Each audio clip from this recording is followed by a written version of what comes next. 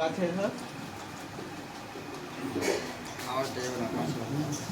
তো এটাই বলছি দাদা যে এই ছেলেটা অসুবিধায় পড়ে আছে, তো তার জন্যই আমরা চাঁদা মানা করেছিলাম।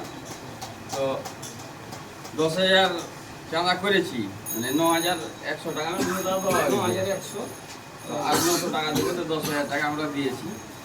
তো তার জন্যে বলছিলাম যে কোনো ভাই যদি আর এই সংগঠনে জড়িত না আছেন তো জড়িত হন।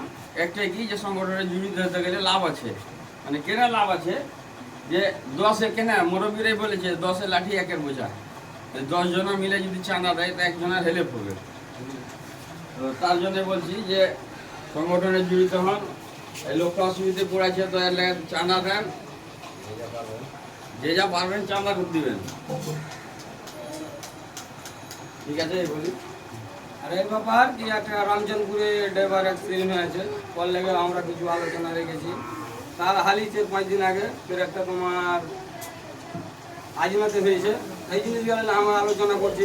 ড্রাইভার ভাই এগুলো যদি দেখেন আমরা সবাই যদি মিলে করি সব কিছু আমাদের পক্ষে সম্ভব হবে। আপনারা রায় বিচার রাখবেন এই ভিডিওর মাধ্যমে এক ধরি। ধন্যবাদ। জয় হিন্দ, জয় ভারত।